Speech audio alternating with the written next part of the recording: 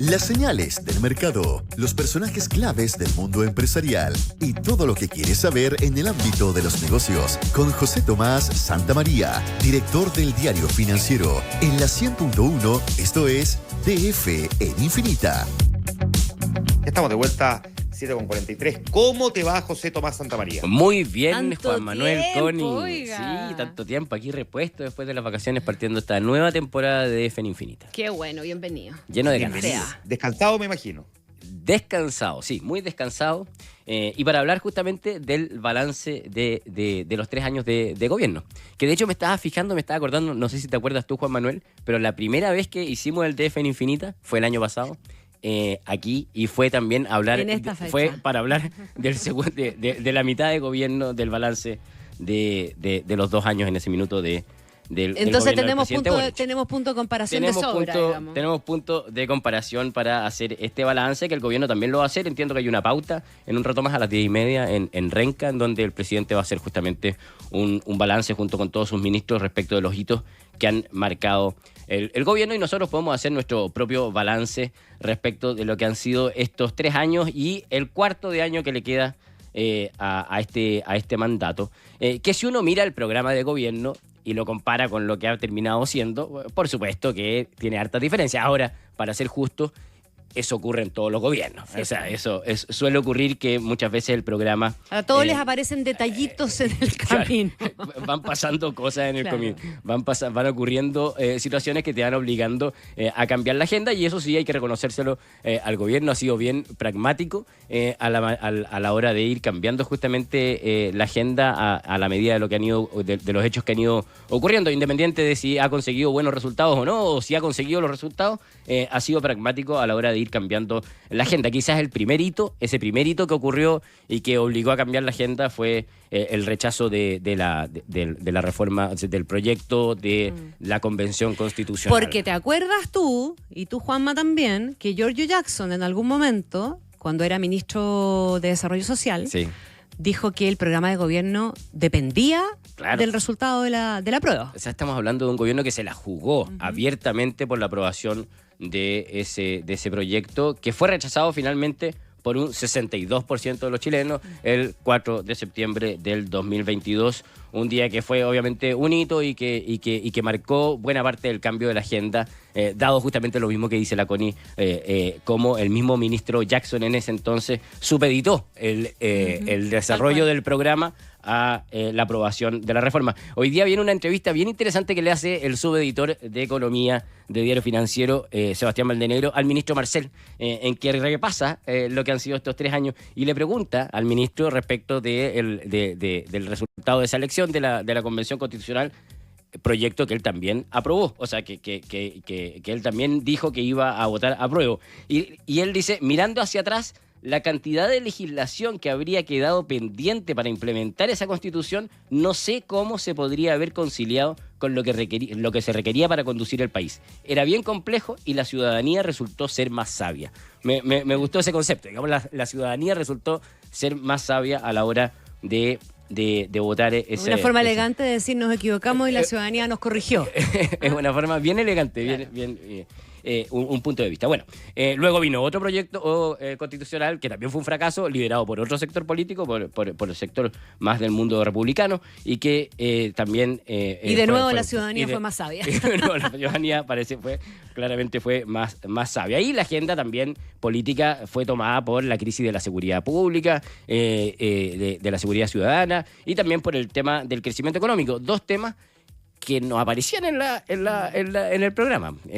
Lo dice también hoy día el ministro Marcel abiertamente en la entrevista. Él comenta en el Consejo de Gabinete que tuvieron, de hecho, el 28 de febrero, hace unos días atrás, el presidente dijo que la prioridad número 1 del gobierno era la seguridad ciudadana. Y si uno piensa, dice él, ese era un tema bastante abandonado durante el gobierno anterior y que no tenía espacio en el programa electoral actual, no tenía espacio. Lo mismo dice respecto al tema del crecimiento, que no aparecía en el programa y que hoy día el gobierno sí tiene toda una serie de iniciativas que están en torno a lo que el gobierno llamó el pacto fiscal y que buscan justamente repuntalar el crecimiento, el crecimiento económico. Entonces ha ido cambiando la agenda y por lo tanto las prioridades del gobierno. Pero vamos al balance de lo que ha ido resultando y lo que no ha ido resultando. Yo creo que probablemente los mayores logros han estado en torno a la agenda laboral, al menos si uno mira los proyectos que estaban en el programa y que finalmente fueron aprobados. La reducción de la jornada laboral a 40 horas, el sueldo mínimo en 500.000 pesos. Son dos proyectos que estaban efectivamente en el programa y que terminaron siendo ley. También está la ley Cari, que también es una iniciativa que contra el acoso laboral y sexual en las compañías y que también fue aprobado, independiente de la opinión que cada uno tenga. Eran proyectos que estaban prometidos y que fueron aprobados. Ahora, la agenda era mucho más amplia. Recordemos que en la agenda se hablaba de la posibilidad de que los trabajadores tuvieran una participación en los directorios de las compañías más grandes. ¿Te acuerdas? Estaba esa idea que por ahí quedó. Por ahí quedó. Se cayó en el camino. Por ahí quedó. También estaba la idea de limitar el tema de despidos y temas de involucrarse en temas de indemnizaciones, que también ahí quedaron. También hasta ahora no ha habido novedad con respecto a la negociación ramal o multinivel, pese a que es un proyecto que está prometido para presentarse durante este año al Congreso y habrá que ver. Y yo me imagino que, obviamente en tu lista está, pero también me imagino en la reflexión que hace el ministro Marcel acá, que no me alcanza a leer la entrevista entera, está la aprobación de la reforma de pensiones. La reforma de pensiones, y de hecho, cuando le preguntan cuál ha sido el mejor momento, su mejor momento, digamos, dentro de estos 3 años, él dice, el hito más importante, o por lo menos uno de los hitos más relevantes, el primero que menciona él, es la reforma de pensiones, no solamente por la importancia de haber logrado una aprobación de un proyecto que llevábamos discutiendo 20 años, él mismo había liderado una comisión hace muchos años atrás en el que se había discutido sobre este tema. Finalmente el gobierno logra la aprobación de la reforma de pensiones, sino que también en un acuerdo bien transversal. O sea, eso también es algo que él resalta, consiguió el apoyo de distintos mundos. Ahora también hay que reconocer una reforma muy distinta a la que se prometió inicialmente el mismo gobierno. Claro. El gobierno hablaba de terminar con las AFP, de terminar con el decreto ley 3.500, ¿te acuerdas? Nada de eso terminó ocurriendo. No obstante, el gobierno ha dicho que el sistema ya no es el mismo. Es verdad, se le metieron hartos cambios. Se metió competencia a las AFP, pero las AFP siguen existiendo. Se revalidó el sistema de capitalización individual. Se hizo crecer el porcentaje que de hecho van a ser administrados por las AFP, pero más allá de esos cambios, el gobierno logró la aprobación de esta reforma y probablemente va a ser el gran hito que va a mencionar el presidente en la pauta. Probablemente en términos más políticos, el logro que va a resaltar el gobierno es haber logrado un sistema mixto de verdad. Claro. ¿Verdad? Con un componente solidario y con la capitalización individual. Más allá de cuánto pese cada uno finalmente en el resultado definitivo. Lo otro es Perdona, Juan Manuel. Sí, ¿qué puede el presidente destacar en otro tema que también siempre estuvo ahí como en el horizonte de su objetivo, que es el tributario? Sí, claro, el tributario también es un tema que ha sufrido hartas metamorfosis durante su mandato. De hecho, el gobierno, en un comienzo, cuando tú miras el programa de gobierno, hablaba de una reforma tributaria que recaudara hasta 7 puntos del PIB. Era una reforma muy, muy ambiciosa. De hecho, el propio ministro Marcel, así como yo les decía ahora recién, que cuando le preguntan cuál era el mejor momento, él dice la aprobación de la reforma de pensiones. Cuando le preguntan cuál fue el peor momento, él dice el momento más amargo, sin duda, fue el rechazo de la reforma tributaria, que fue un rechazo en general de la reforma tributaria, lo que lo obligó a echar pie atrás en una reforma que ya no era la de los 7 puntos del PIB, era una reforma por el 4,1 puntos del PIB, pero que fue rechazada en marzo de 2023 y que fue sin duda el momento más amargo. Ahora, no ha sido todo amargo en tema tributario. El gobierno sí logró después la aprobación de una iniciativa de cumplimiento tributario, claro, que busca luchar contra la elusión y la evasión. Ese proyecto se aprobó y recauda... Javier Echeverri, impuesto interno. Hubo 1,5% del PIB, busca recaudar.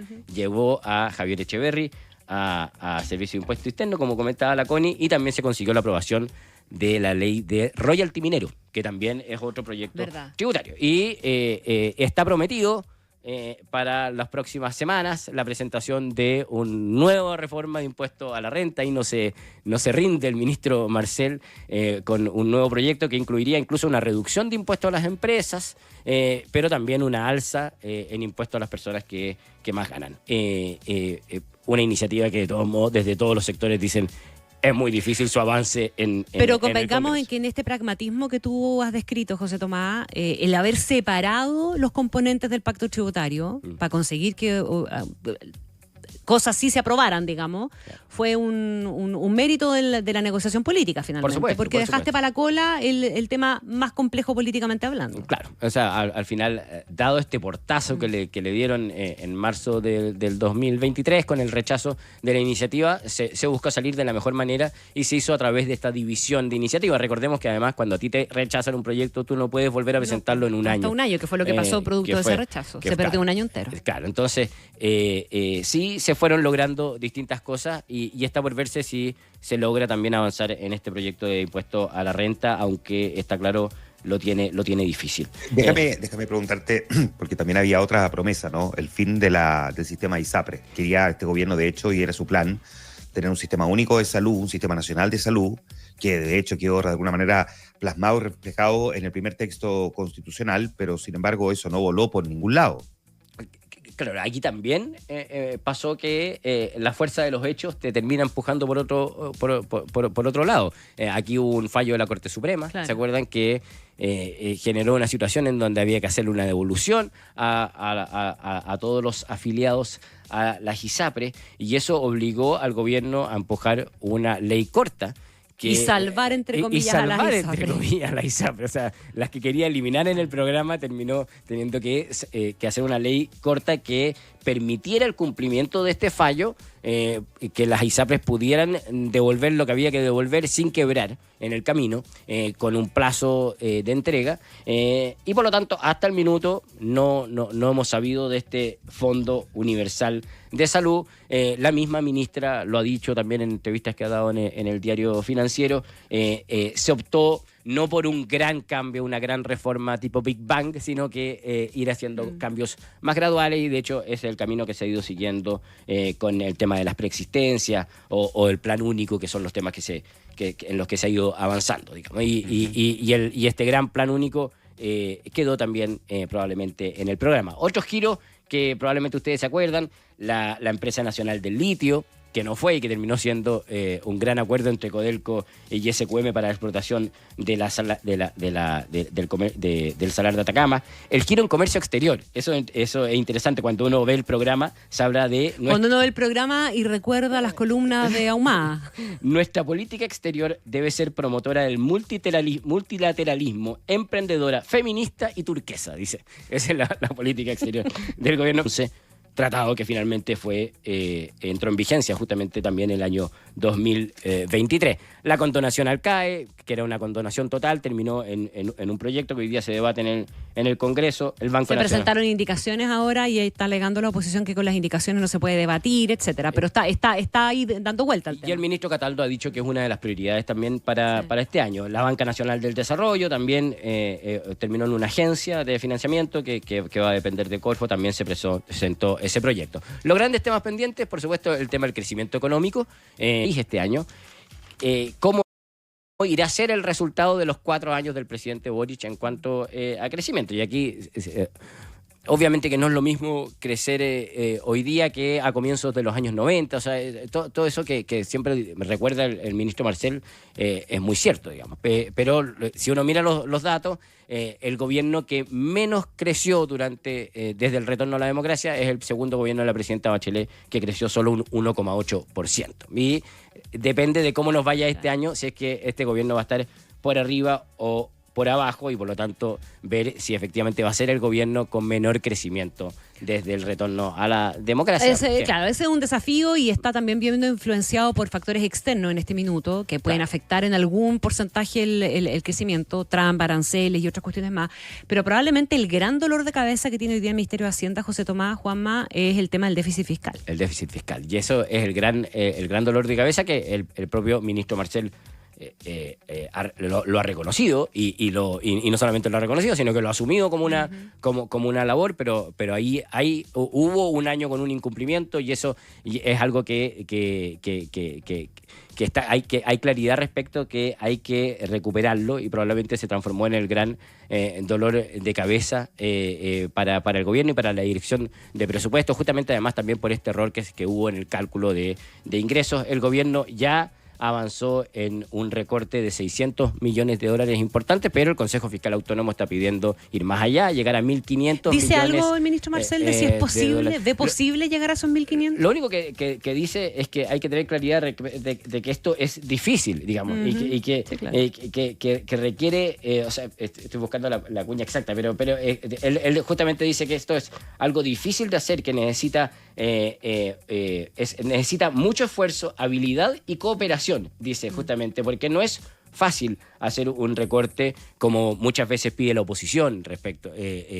Pero sí, él lo que ha dado cuenta es que el propósito y el objetivo del gobierno es recuperar esa senda de la meta fiscal, y eso no va a ser fácil, sobre todo en un año electoral. Sí. O sea, ahí es donde mucha gente pone en duda cómo lo va a lograr el gobierno y el propio ministro Marcel como el garante ahí de la responsabilidad fiscal para que se logren los objetivos de meta fiscal que él ha prometido con un año electoral en marcha.